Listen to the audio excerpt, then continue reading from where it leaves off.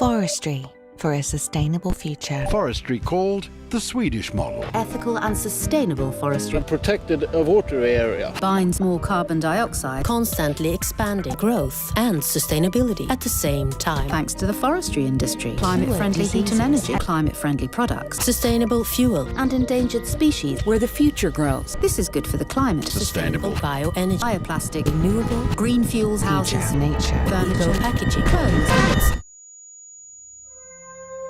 Nobody has shown that it is a sustainable forestry. I think the industry has found it very convenient to perpetuate this myth that bioenergy doesn't have a net impact on the atmosphere. The situation is not getting better, it's actually getting worse over time. Den här stora syntesen var ju egentligen inledningen på ett enormt lobbyarbete. Skogsbruket i Sverige idag, som det är utformat, utgör det enskilt största hotet mot miljön i Sverige.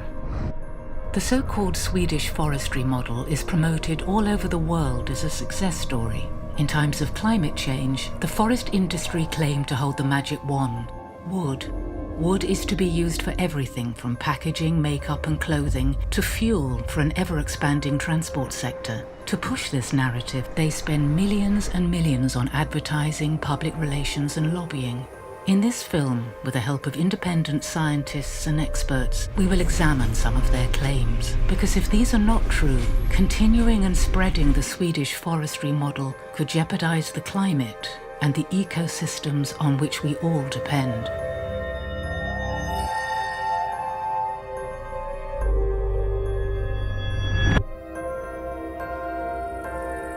Many people think that a forest is a large collection of trees, but a forest is more than just trees. A natural forest consists of all the species above and below ground, plants, huge fungal networks, animals, and the interaction between them. Trees are born, they live, die, and provide homes to countless organisms. Sweden harbours an important part of Europe's last remaining natural forests, which have never been clear-cut, so-called continuity forests or ancient woodlands. But Europe's natural heritage is threatened. Every year, the area of continuity forest shrinks in Sweden. That's because both non-certified and also PEFC and FSC certified forest owners continue to clear-cut and destroy valuable natural forests without caring for the consequences for the ecosystems. Few people who hear about the Swedish forestry model are fully aware of how it works. To summarize, it's more like tree agriculture. Older forests are clear-cut and the ground is often harrowed. The most common regeneration method is to plant pre-grown seedlings. After some time, the stands are thinned, and when the trees are considered ready, they are clear-cut again. Especially during the 1900s, we have had a major transition of the Swedish forest, and that is because we have started with what we usually call modern forestry. And this is a technical forestry, and it's moving the forest towards more an agriculture-like state, where we not only harvest trees, but we also manipulate the ecosystem in order to increase the production of the forest. And we have been doing ditching on a large scale of forest land. We have been using herbicides, we have been clear cutting, and we are lowering the total age to the forest. And we are having the same species and the same age of forest in separate stands, which was never the case before, where we had landscape covering forest with trees in different species and trees in different age classes all over the forest landscape. Forest ecologist and expert in geographical information systems, Dr. Jan Andersson, has visualized the dramatic change in Swedish taiga since the 1950s.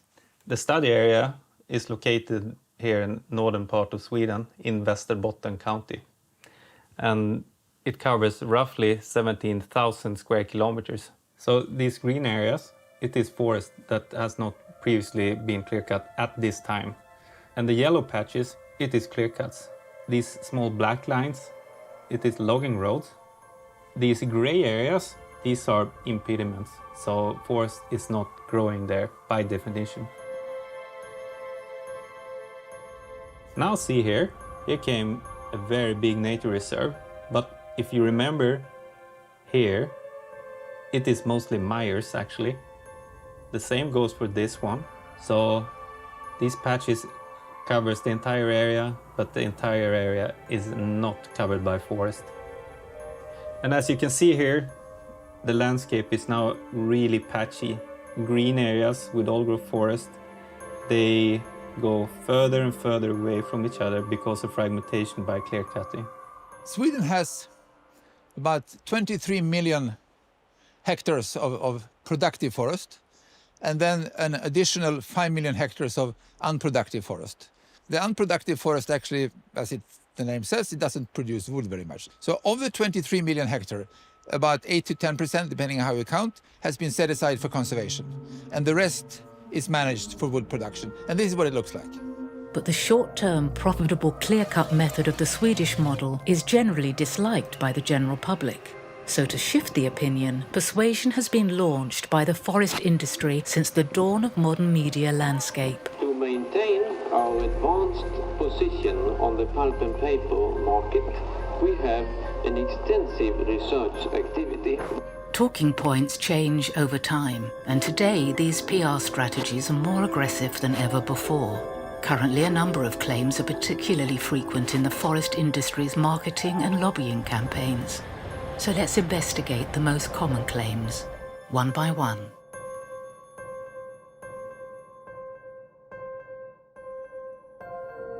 Old natural forests store huge amounts of carbon in plants and in the ground. Research shows that old-growth forests continue to sequestrate carbon in trees and soil and the mycorrhizal networks. Old forests that are not affected by disturbances contain the greatest carbon stock. Climate crisis awareness rises in society, and consequently one of the forest industry's main talking points is spinned around climate.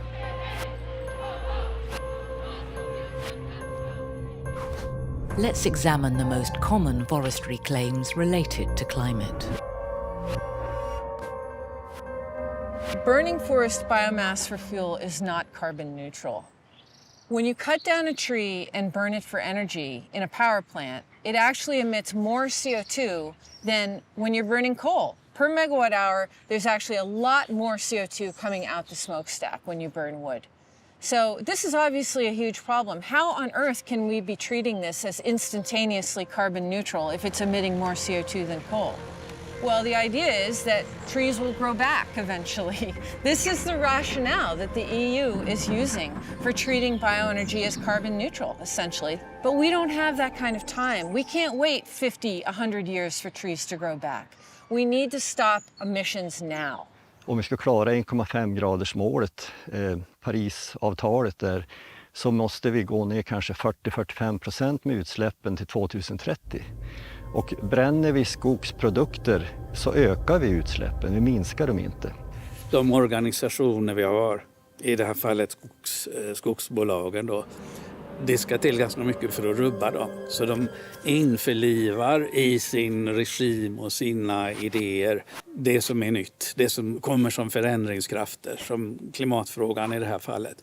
Vi kan ju se att över tid så har skogspolitiken i vid bemärkelse då överlevt med det här målet att vi är ett råvaruproducerande land. Vi ska producera så mycket det går. Vi måste få de här granarna att växa fortare. Men argumenten för det har växlat över tid. Och nu blev det klimatnyttan då som kom nästan som något positivt. The future target for Swedish forestry production is to increase the level of production from where we are today, and we think that we will be able to reach a 20% increase until the year 2030. Om vi avverkar skog och använder det som biobränslen så får vi både utsläpp av koldioxid och minskat upptag av koldioxid. Eftersom vi minskar den gröna ytan, den fotosyntetiserande ytan. Så man gör 2 fel och inte bara 1 fel. People are watching in horror as forests in the Amazon, in Australia, and in California burn, and they understand immediately that burning forests adds carbon to the atmosphere. But somehow, policymakers have gotten it into their heads that burning forests for fuel actually saves carbon. The regulations and the criteria that the EU put in place going forward for biomass are really kind of Potemkin regulations. They appear to be effective, but in fact they were actually pretty much written by the biomass industry. In 2018, a letter signed by 800 scientists was sent to the EU. The letter was put together by a variety of scientists and then signed onto by 800 scientists to ask the EU to dramatically constrain the amount of biomass that's being used for renewable energy in the EU. But unfortunately, they didn't listen. Well, the European Union spent in 2017 over 6.5 billion euro to pay people to cut down trees and burn them in power plants. And that's actually not even the whole amount that was spent when all the subsidies are taken into consideration. So this is absolutely scandalous. Att man subventionerar denna miljöförstörande pappersindustri med 6-7 miljarder kronor per år för att de ska få billig el. Att man betalar ett halvt öre per kilowattimme istället för 36-37 öre som vanligt folk betalar. Det är ganska skandalöst egentligen. A common claim for the forest industry's advertising campaigns is that wood can replace energy-intensive materials, the so-called substitution effect. Is this true, and will it save us from climate change? Det är en myt att den avverkade skogen i Sverige direkt blir klimatsmarta produkter. När träden växt klart används de till klimatsmarta saker och material. Ungefär 16% av avverkningen blir sågvirke som kan byggas in i hus då i Sverige eller i andra delar av världen och lagra in kolet under en längre tid. Resten, kanske 80-85%, släpps ut ganska snabbt till atmosfären igen som koldioxid. Och det har ju samma effekt som förbränning av fossila bränslen. Man kan inte skilja på gröna och svarta koldioxidmolekyler. Atmosfären gör ingen skillnad i det fallet. And besides, how many things are we going to ask forests to provide? So forests are supposed to provide a substitute for fossil fuels. They're supposed to substitute for concrete, steel. We only have so many forests. Trevlig och vacker skog, men den gör ingen ytterligare klimatnytta. In the quest for turning natural forests into products, the forest industry often claims that old-growth forests sequestrate less carbon than plantations and therefore should be cut down and replaced. It's true that young trees do store carbon at a high rate, but old forests already contain a lot of carbon, and cutting old forests and liquidating that carbon represents an enormous emission of carbon to the atmosphere. As well, old forests actually do store a lot of carbon, and the science is clear on this now. It's just a few years ago that we realized that the mycorrhizal fungi, the dead parts of the hyphae, they contribute significantly to the sequestration of carbon in soil. I mean, in old-growth forests, it's in the range of 40 to 50 even % of the long-stored carbon that originate for fungi. På global nivå så står ju de terrestra ekosystemen för ungefär 1/3 av den sänka som finns, det som motverkar så att säga det som hamnar i atmosfären. Ja, idag så avverkas ju träden när de är relativt unga, men de har ju inte slutat växa, utan en tall kan ju bli 500-600 år gammal och fortsätter att växa då. Och det är inte gjort livscykelanalyser som visar på hur grovt ett träd ska vara för att man ska ur klimatsynpunkt kunna tillåta en avverkning. Men även om det skulle vara så att gammelskogen stannar av, så på grund av att vi har 2030 på oss för att klara 1,5-gradersmålet, så är det fel att avverka dem. För det hinner inte komma upp nya plantor till dess. De hinner inte ta upp kolet. Det är för sent att diskutera på det sättet. Det är en ny tid nu. The science is conclusive that older forests continue to store carbon for centuries. And this idea that only young forests store carbon is actually an industry myth. The Swedish forestry industry isn't being penalized for the billions of tons of carbon that was locked up in old-growth forests that were scraped away and destroyed for plantations to be put in their place. And now they want to take credit for these young, fast-growing trees as representing carbon sequestration. It's really kind of a shell game where you've got the pea under the shell and you're moving it around. It tricks policymakers, but it doesn't trick the climate. In addition to CO2 emitted from burning forest products, the clear-cut itself releases even more powerful greenhouse gases. Ja, kalhyggen läcker ut stora mängder koldioxid och det är det som händer på det här hygget nu de kommande åren. De kritiska åren, om vi ser till IPCC, att vi ska minska då utsläppen med 45% till 2030 och det här kommer ju att fortsätta att läcka då, kanske fram till dess. Och det är det som vi försöker att få ett bättre grepp på med den här moderna tekniken där vi kan mäta med väldigt hög tidsupplösning. Varje halvtimme så kan vi säga hur mycket koldioxid som har tagits upp eller avgetts från en skog som den här. Och där har vi ju sett också då att de kalhyggen de släpper ut väldigt mycket koldioxid under ganska lång tid. Så att framförallt marken har ju en stor potential att fortsätta inlagra. Hugger man då ner skogen och gör ett sånt här kalhygge, då fortsätter ju, då startar man ju utsläppen momentant. Vi har ju ett årligt utsläpp idag från skogsbruket på kanske 83 miljoner, 85 miljoner ton koldioxid. Direkta utsläpp. Det är ju då biobränslen som eldas, den här svartluten till exempel. Och det kan ju jämföras då med Sveriges totala övriga utsläpp. Trafik, kommunikation, utrikesflyg, inklusive höghöjdseffekt som är på ungefär 63 miljoner ton. Så skogsnäringen i sig har alltså betydligt större utsläpp än vad övriga Sveriges klimatutsläpp är. Varför diskuteras inte det här? Varför rapporteras det inte och så vidare? Jo, faktum är ju att skogen i Sverige fortsätter att ackumulera och vi har en nettoinlagring av kol i Sverige på grund av detta. Men grejen är den att skulle vi inte avverka, då skulle det här upptaget öka ofantligt mycket. Det skulle per satsad krona vara otroligt ekonomiskt försvarsbart jämfört med allting annat och så ska vi lägga om i samhället för att minska utsläppen av växthusgaser. Eftersom det är en sån liten del av ekonomin. Men samtidigt ska Sverige kunna bidra internationellt på ett helt annat sätt än vad vi gör idag. And in fact, what the climate modeling shows is that the best and highest use of forests is to grow them and restore them and use reforestation and afforestation carefully with natural forests, not plantations, and restore existing forests so that they store more carbon and provide habitat. Because one of the things that seems to be missed in this whole conversation very often is that we're also in the middle of a biodiversity crisis, not just a climate crisis.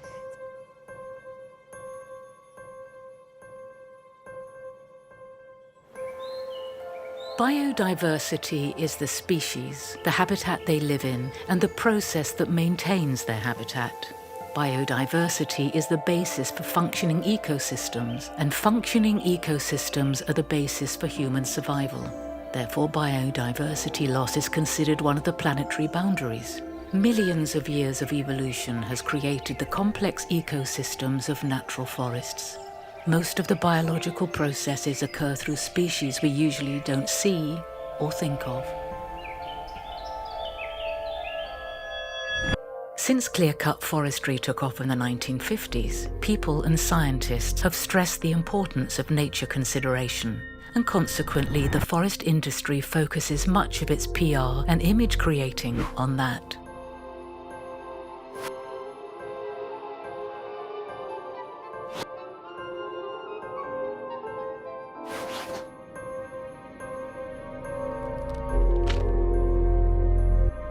Important decisions have been made to slow the loss of biodiversity, and experts have pointed out how much we need to protect. From the HE targets under the UN's Convention on Biological Diversity to researchers who suggest that half the Earth needs to be excluded from exploitation. Sweden is committed to achieve various UN HE targets by 2020. Forestry should ensure biodiversity, and at least 17% of ecologically representative areas must be preserved. According to the forest industry and some politicians in Sweden, we have already protected more than enough. But leading scientists say that Sweden is far from reaching the targets. So what is true? I took part in a global study about 10 years ago when we compared the retained amount in different countries. And at that time, the Swedish statistics showed that the retained area in Sweden was very low, so we were in the bottom group. When the international comparison showed Sweden was in the bottom group globally, the influential Swedish forest industry called for new ways to count. And that's what happened. Instead of giving real protection to natural forests, the industry started playing with figures and mixing different concepts to make it look like Sweden has achieved its protection goals. So now you can also add nature considerations on clear cuts, and you can add low productive areas. Usually they are mires, so raised bogs. So there are two stories, two narratives. One which I would say is correct from a conservation biology point of view, and there is a narrative that wants to maximize how much we don't use for production, but actually not using for production can be interpreted as protected. And of course, if you include more categories, then you have protected more. Creative bookkeeping. The forest industry claims that more than 30% of the Swedish forests are protected or exempt from forestry. But let's examine their figures deeper. About 6% are so-called consideration on clear cuts. However, most of these areas do not actually exist today. The figure is based on two things. 1. New areas will be set aside to the same extent in the future. 2. Old areas will remain untouched in all future harvesting. To have this realized in the entire landscape actually takes a rotation time, so it takes 80 or 100 years for this to happen. 16.7% is made up of low-productive, tree-bearing rocky surfaces, mires and bogs. Uninteresting for forestry because they are low-yielding, most of these areas are not included in the formally protected forest land. These lands are not representative of the forest habitats found on productive land and do not have the same high species diversity as productive natural forests. So it's not honest to include this when you count how much has been protected in Sweden. Then you should focus on the productive areas. 4.3% is an estimate of unprotected so-called voluntary set-aside areas. No comprehensive maps or exact data are available for these areas. This figure is relatively irrelevant since forest owners can set aside forests one day, then change their minds and cut it down the next. The last 3.9% consist of formally protected forest land. So, how much is really protected? If you consider all forest, including low productive forest land and subalpine woodlands, the figure of formally protected forests is 9%. Only 6% of the productive forest land has formal protection, and in the vast majority of Sweden's forest land outside the mountain region, the figure is as low as about 3.5%. If this is Sweden, it's a tall country. We have the mountains in the north, and below that we have productive forests. And the Convention for Biodiversity talks about setting aside, protecting in some way, 17%. In Sweden, we have, if we look at the situation below the mountains, we have set aside through formal protection and voluntary set-asides about 7 to 9%, depending on the region, which means that there is 8% left. So the gap that we need to fill by landscape restoration would be 8 to 10. Again, Sweden. The Convention of Biodiversity doesn't talk only about numbers, but it talks about functionality. So do patches of voluntary set-aside and formally protected areas actually form a network of habitat that works for species? Of course, this is a very rough estimate. But if you think about what is actually functional, it's very hard to set exact figures, but it's much less. It's a few percent, which means that the gap becomes even bigger. So the challenge now is actually to work with landscape restoration, to recreate habitat and to do this in a spatially explicit way so you maximize functionality. We set aside 20% of our forest land for nature conservation, and that is in different scales. But the rest of the forest, the 80%, we will use very efficiently and in a long-term sustainable way.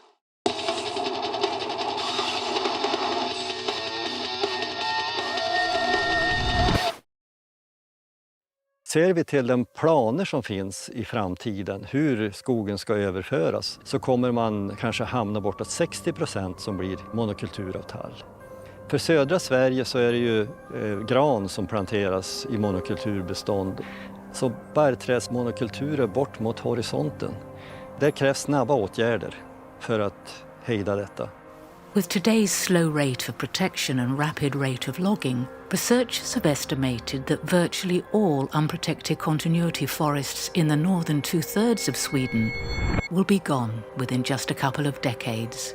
Then we have replaced our natural heritage with biofuels, disposable paper and cardboard. The Swedish Red List is an assessment of the relative risk of species to go extinct from Sweden. The main reason for species being red-listed is the extensive forestry that we see today, which causes loss of habitats and structures and substrates that the species requires. And basically we see a transformation of ancient woodlands to industrial stands.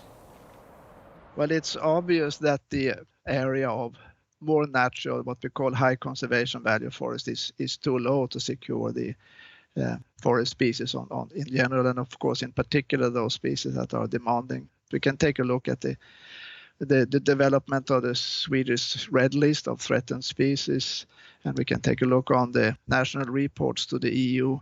They all point in the same direction, that the situation is not getting better, it's actually getting worse over time. The boreal trees, they rely to almost 100% on the mycorrhizal fungi for their nutrient and water uptake. Almost every species we pick in the forest, they are mycorrhizal fungi. And that's due to that they get the sugar from the trees, and thereby they can produce large sporocarps. So we're talking about 2,000 different species, of which the majority are rare. They are to 100% dependent on this symbiosis with the trees. So when the trees are cut, the sugar flow down to the root system, and the energy supply to the fungi is cut off. So they disappear. They will survive on the roots of the stumps for about a year, depending on how dry the conditions are, and then they die. So basically, clear cutting, when all trees are cut down, results in every single mycorrhizal fungi, all the mycelium, everything that is in the soil is gone. 10% of the ectomycorrhizal species in Sweden, for example, are red-listed, and that's mainly due to clear cutting and that old growth forest that has had the continuity, and where the normally long-lived mycelia of individual species that can stay on the same spot for probably centuries or many centuries, they disappear at the time of clear cutting, and the likeliness for them to re-establish is almost non-existent. As scientists emphasize the importance of mixed forests and deciduous trees for biodiversity, the forest industry catches on and markets a number of claims. One is that we have more deciduous trees nowadays. If this is true, is it a merit of the forestry? From the 1950s and until the end of the 1970s, we used herbicides in Sweden, and especially in northern Sweden, on a very large scale. That was connected to the era of the start of the clear cutting. So we used airplane spraying with herbicides, 2,4-D and 2,4,5-T, in Sweden called hormoslyr, in North America called Agent Orange. And it was sprayed over enormous areas in northern Sweden just to get rid of the deciduous trees. And when that stopped, the deciduous trees have started to come back again. But as you understand, it's from a very low level. And if we go a little bit further back in time, during the World Wars, a lot of the deciduous forest was cut in northern Sweden, in Sweden in general also, because it was used as fuel wood during the times of fuel scarcity during the wars. Luckily, the deciduous trees are coming back, but they are not at all in the range of what we had earlier in history in Sweden.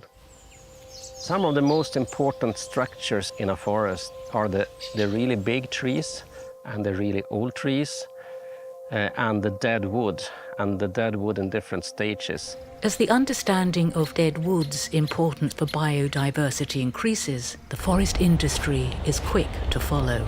The volume of dead wood in the forest, and now I'm talking more specifically about the northern part of Sweden, it decreased a lot at the beginning of the 1900s.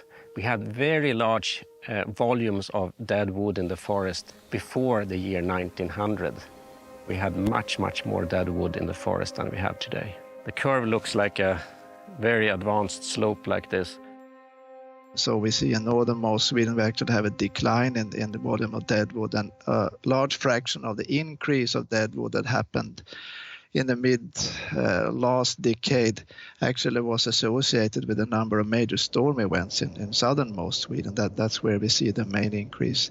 We are now around 8 to 9 cubic meters per hectare, and that is to be compared with perhaps 80 to 100 cubic meters per hectare in a natural forest condition.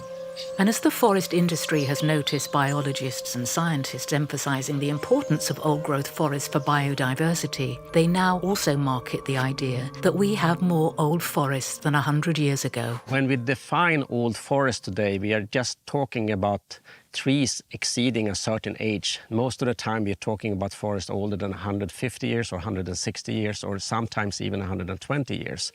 And that is not an old forest from an ecological perspective. The Scots pine can be up to 1,000 years old. So if we look at the forest from such a perspective, we had much, much more really old forest 100 years ago than we have today. We could also show that the numbers of large trees were much, much higher, and especially when we are talking about really large trees. And of course, the really large trees are most often very old also. We had fairly large numbers of really large trees all over the forest before the exploitation. And if we compare it to today's, we don't even are close to those numbers today. The Swedish Forest Agency is a national authority responsible for control and review of notions for logging. In a much criticised decision, Herman Sundqvist, a representative of the forestry, was appointed Director General. The agency then stopped conducting inventories of woodland key habitats in northwestern Sweden. Now the agency has declared it will also stop registering key habitats for felling notified forests, a decision heavily criticised even by officials within the agency itself. This basically paves the way for clear-cutting without consideration of indicator species and red-listed species. But the problem doesn't stop there. Andra typer av påverkan gäller till exempel vattendragen. Stora utsläpp genom dikning, kalhyggen. Den här markberedningen kan ge läckage av kvicksilver, alltså som har deponerats under lång tid och från atmosfäriskt nedfall. Om det görs nära vattendrag kan man få en metylering som påverkar också fisk. Another problem related to forest floor damage is transport wounds by logging harvesters and forwarders. Man får sådana här kraftiga körskador, och det här är ju då tillåtet enligt svensk lag. Samtidigt har vi lagstiftning om att man inte får köra med terränggående fordon och skada marken med fyrhjulingar till exempel.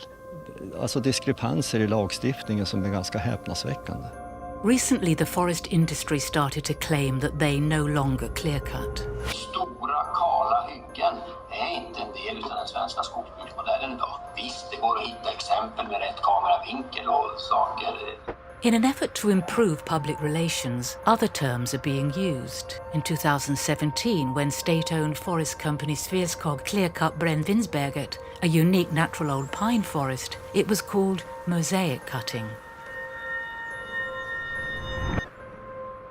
Vi försöker skapa skogar som imorgon är ännu mer rika på biologisk mångfald än vad vi har idag.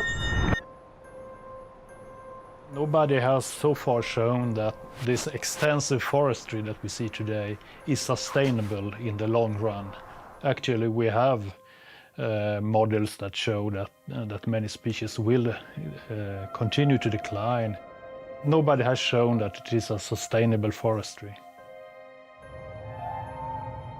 Då det gäller att klara den biologiska mångfalden så har ju olika arter olika behov av bevarat habitat, alltså livsutrymme. Det varierar ju, det kan ju vara upp till 30% eller ner till 10% för olika arter. Och vi har ju redan avverkat de gamla skogarna i stor utsträckning, det finns ju bara några få procent kvar. Så att det handlar ju om restaurering då, av seminaturlig skog tillbaka till naturtillståndet. If you leave an area and let the deciduous trees come in, you can create new values in a couple of decades. To create old pine trees, which are 350 years, actually takes 350 years. And if you want the deadwood to it, then you have to wait perhaps 500 years.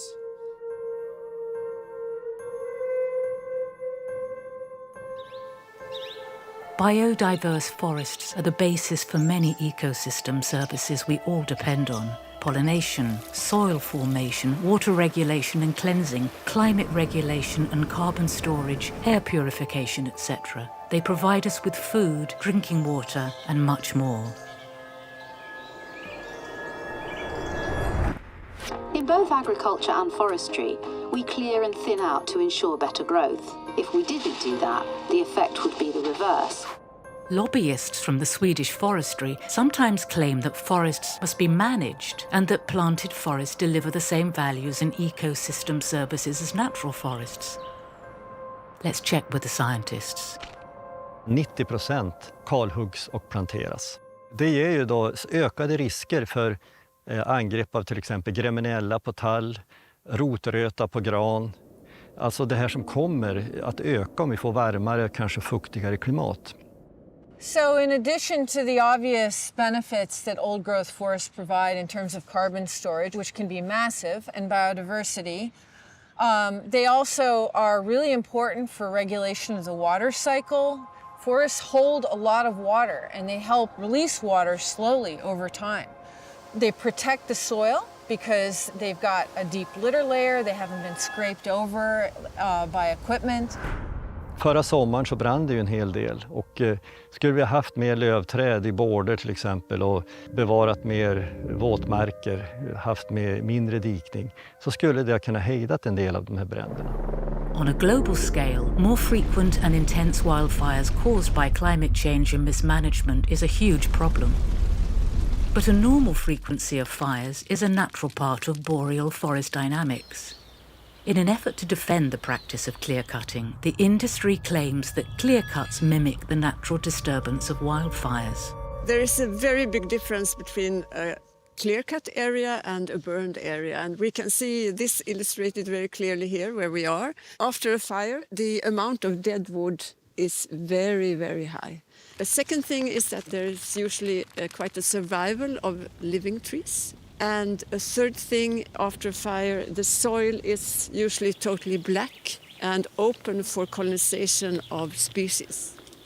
Blir det så att vi har de här monokulturerna, då kommer de här att slås ut. Det är inte om de kommer att slås ut, utan de kommer att slås ut. Och det ger ju då ett bortfall ekonomiskt för markägaren. Men den motor som kan ta upp koldioxid från atmosfären slås ju också ut. Varför görs det här? Ja, det är ju traditioner, gamla traditioner och hårdnackat motstånd från skogsnäringen till att ändra sig. Fast forskningen visar ju på att vi är fel ute, det som händer idag.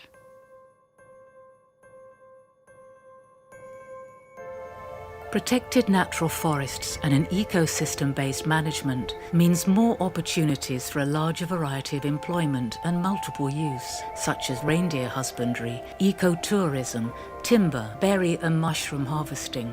If forests are managed sustainably and not cut down, they're a great long-term asset to society for generations. The forest industry often claims it is an important part of the economy and job creation. Swedish timber has created work and wealth in Sweden for a long time. Jobs don't grow on trees, is what people say. But in a way they do in Sweden, thanks to the forestry industry. So how much does it actually contribute? Skogsbrukets betydelse för den svenska ekonomin har varit stor, men att det ska fortfarande vara det är en myt. Ungefär 2-3% av BNP i Sverige kommer från skogsnäringen. Intäkterna till skatt för svensk välfärd, om vi räknar bolagsskatt, inkomstskatt, moms, det handlar om cirka 2%. I den siffran ingår inte då skatteintäkter från vinster på aktier, eftersom en stor del av pengarna delas sannolikt ut i aktier. Vi har ju en stor nettoexportintäkt. Det handlar om drygt 100 miljarder kronor per år. Men det märkliga är att någonstans på vägen försvinner de här pengarna. Om man räknar då bort elsubventionerna så blir det alltså ett fåtal miljarder som kommer in till svensk välfärd. Ser man till arbetstillfällena så handlar det om ungefär 1,4% av de anställda i Sverige arbetar inom hela skogssektorn. Ungefär 70 000 personer av nära 5 miljoner personer. Av dessa 70 000 personer så är det ungefär 16 000 personer som faktiskt arbetar ute i skogen. Resten arbetar då i industri och sågverk. Och 16 000 personer det motsvarar ungefär de kommunanställda i en större svensk stad. Så att tidigare var ju skogsbruket viktigt för landsbygden då man hade anställda som jobbade med motorsågar och så. Men nu är ju det här bortrationaliserat. Sen har vi ju också andra verksamheter i skogen då, som påverkas. Där vi nu står det är ju renbetesmarker. Här var det renar i vintras och sen har man markberett och en stor del av laven är ju borta, marklaven. De är beroende av den här laven för sitt bete. Och man räknar på att sen man började med det här kalhyggesbruket och plantageskogsbruket så har någonstans 30-50% av vinterbeteslandet för ren gått till spillo. Forestry also helps to preserve significant natural and cultural values and creates opportunities for indigenous peoples to live and work. De här skogarna i norr är ju bland de sista resterna av en tidigare europeisk skogstäcke. Och det skulle ju finnas förutsättningar för naturturism. Men desto mer man avverkar och omvandlar skogar till plantager, desto sämre blir ju de förutsättningarna. Om man ser till sysselsättningen inom turistnäringen i Sverige så är den ju större än sysselsättningen inom skogssektorn. Man har också ungefär likartad andel av BNP. Så det här är ju en framtidsbransch egentligen som förstörs och på ett sådant sätt som ger stora miljöskador och klimatpåverkan.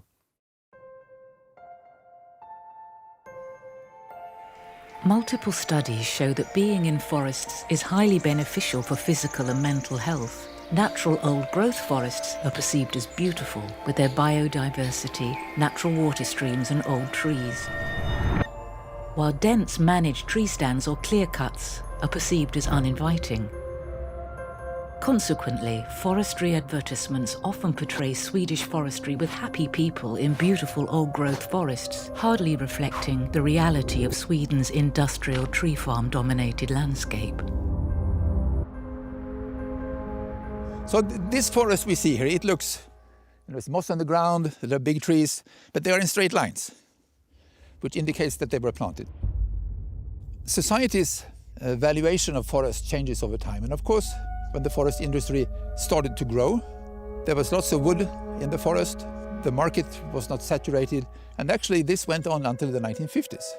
So Swedish industry has been very, very good and clever at making use of this wood, doing value-added products, and this is the strategy still today. But now society's values have changed, and we want more. And actually, when you look at the general citizen, they rank wood production, and especially energy wood, very, very low.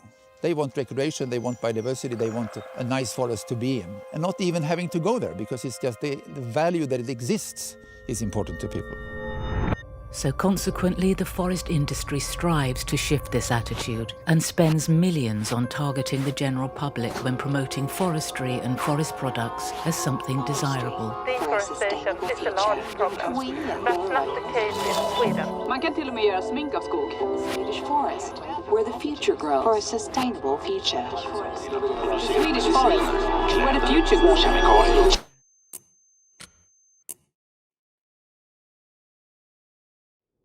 In an effort to sell the Swedish forestry model as sustainable, the forest industry often claims we have more forest than ever. Is there any danger that we will run out of forest? No. How is this possible when more forest is logged and the timber production has increased? When we discuss how the forest has changed in Sweden, we use the National Forest Inventory. And that started in 1923 and it was published in 1932. The National Forest Inventory began 60, 70 years even more after intensive forest management began in some parts of Sweden. Then in the boreal, actually, The wood volume has now come back to the situation in the 1850s. So those who say that the wood volume has increased, that there was lots of felled forest a long time ago, for the boreal forest, this is not true. The 1920s is a time when we have had a commercial exploitation of the forest for a long time, and when we built up this forest industry, especially in northern Sweden. So we had much more forest before 1920. 1850 we had one of the richest forests in terms of all trees and timber volume in all of Europe. Och då tänker vi ur ett historiskt perspektiv så hade vi nästan avskogat Sverige på 1850-talet. We had very old forest.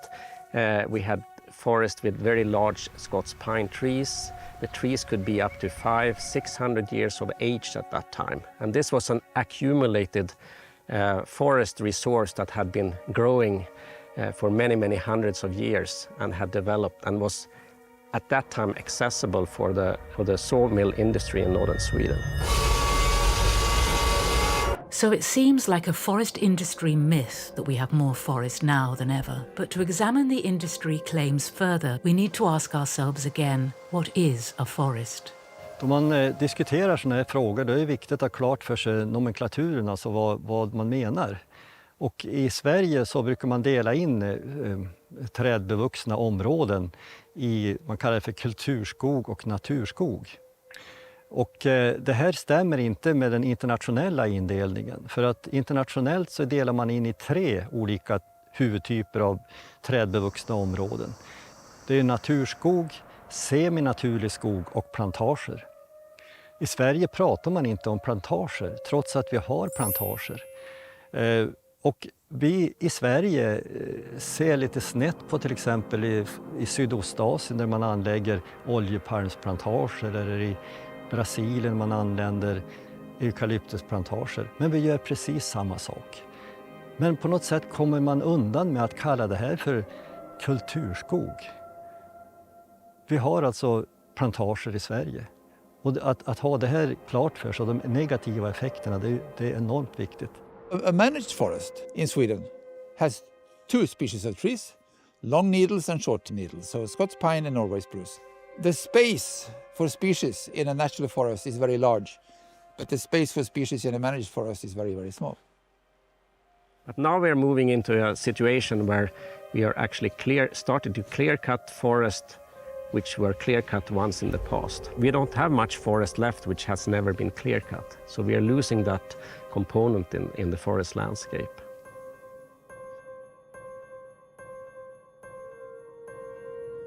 A common slogan to reinforce a sustainable image of Swedish forestry is "We plant more trees than we cut down." Skogen planterar minst 2 nya träd för varje som avverkas. And 3 new trees are planted for every 1 cut down. 2 saplings are being planted for every tree that is cut down.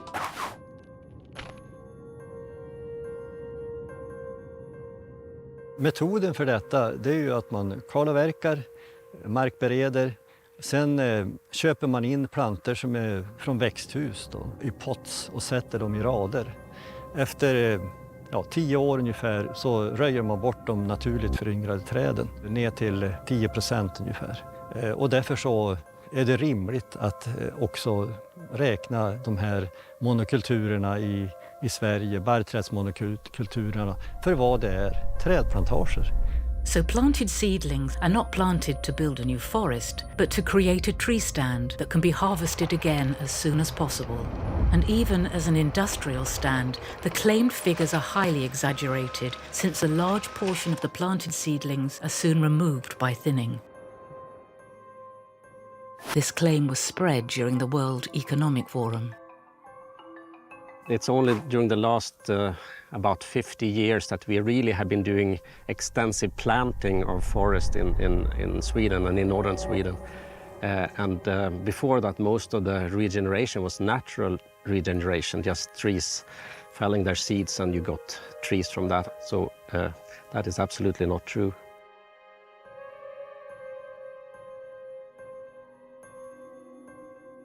Apart from traditional marketing and lobbying, the forest industry has realized the value of funding and controlling research projects. Då måste vi liksom trimma Volvon så att vi ökar skogens tillväxt.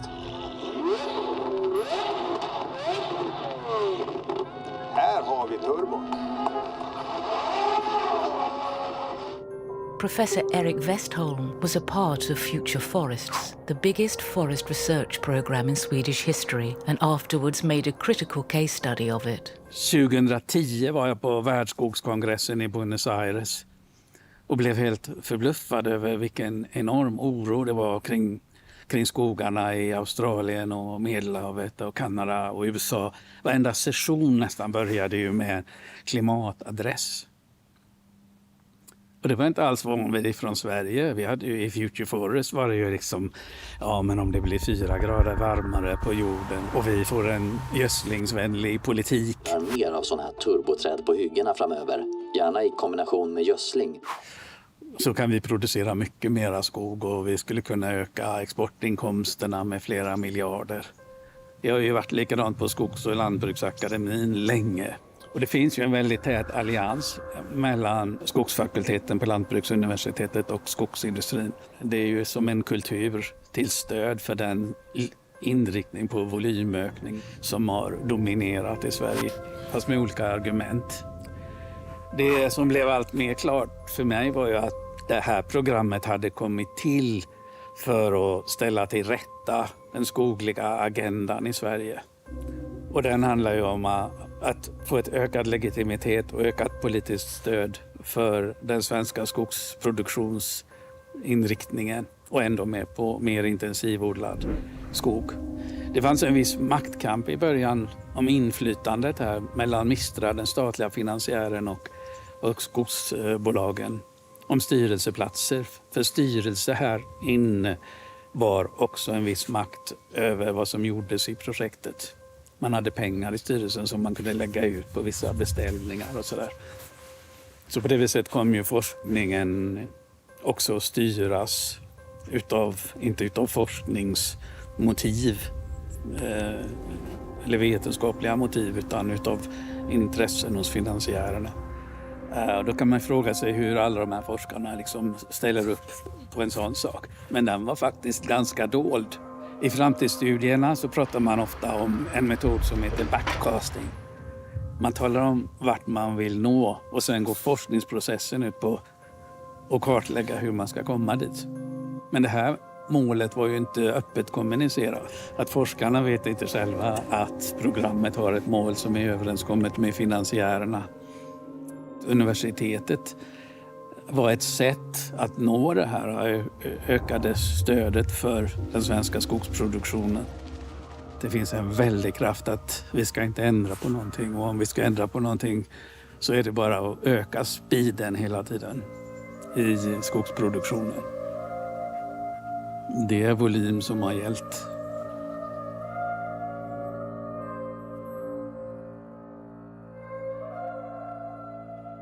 Another picture of the Swedish forestry model has emerged. Since 1950, it has converted more than 60% of the Swedish forest landscape into clear-cuts, young managed forests, industrial stands and plantations. In the past, it has sprayed Agent Orange to kill deciduous trees, destroyed countless streams, put many plants, animals and fungi on the red list, while marketing its own methods as sustainable. This industry now claims it is motivated not by profit, but by concern for climate change. It seems to be one of the greatest lies of our time. Forestry needs to be reformed. The Swedish clear-cutting and plantation model replaced by ecosystem-based multiple use, which will provide a greater variety of benefits, jobs, and contribute more to our society than today's unsustainable forest exploitation. We're losing so much and so quickly. And I think that there's going to be a real pushback on the traditional lobbyist talking points about how we have to cut the forest to save it and that we're going to replace everything with all these products with wood. People can do the math themselves. They can figure out that we only have a little bit of these precious forest heritage left. Old growth forests are our best defense against the climate. We have to stop cutting them and we have to start really protecting them. And this is why it's important to maintain the last pieces of naturally dynamic forest and also to begin restoring. And actually the boreal forest is quite a good place to do that. Om konsumtionen fortsätter att öka så kommer ju också, vi måste öka produktionen och utsläppen fortsätter att öka. Inom ekonomin brukar man kalla det här för Jevons paradox. Vissa miljöproblem som handlar om resursanvändning går inte att lösa tekniskt. Det går inte att lösa med ökad produktion. Det som också skulle behövas, det är ju naturligtvis för att få det här till stånd, att skadliga subventioner dras in. Vi skulle behöva dämma igen dikerna, få mer våtmarker. Om vi ser på utsläppen från dikad skogsmark i Sverige, det handlar om ungefär nära 6 miljoner ton koldioxid per år. Det kan ju jämföras med från biltrafiken då på ungefär 10 miljoner ton koldioxid per år. Och detta kan åtgärdas ganska enkelt. Så att, det finns handfasta, enkla metoder att faktiskt göra skillnad. People need to stand up to the forest products industry, and they need to stand up to the politicians who are enthralled to the forest products industry. When they're marching in the streets for climate, they need to be marching for forests as well. Nu tickar klockan så att säga. Vi har bara en kort tid på oss och därför så faller det gamla resonemanget. Vi måste ändra helt enkelt diskussionen till den akuta situationen vi har. Om vi fortsätter över 1,5 graders målet mot 2-3 grader, då kan vi riskera att komma över gränser där naturen börjar generera växthusgaser av sig själv utan att vi har kontroll över det hela. Man passerar så kallade tipping points. Dynamiken går över mot förstärkt växthuseffekt av sig själv. Då är det för sent. Och därför så måste skogsbruket helt enkelt i Sverige och världen ändra inställning. Och det är snabbt så att säga. Om man tänker fortfarande att skogen växer tillbaks, ja men det är om 100 år. Då är det för sent. Who are you going to trust on climate? The forest products industry or the IPCC? Personally, I would trust the scientists. The IPCC has made it clear that restoring and expanding forests is our best hope for fighting climate change, in addition, of course, to dramatic reductions in emissions. We all have to learn to use less, and we have to leave the forests in place to provide a home for animals, plants, and the rest of life on Earth. And if we don't, we're going to learn that we're really sorry.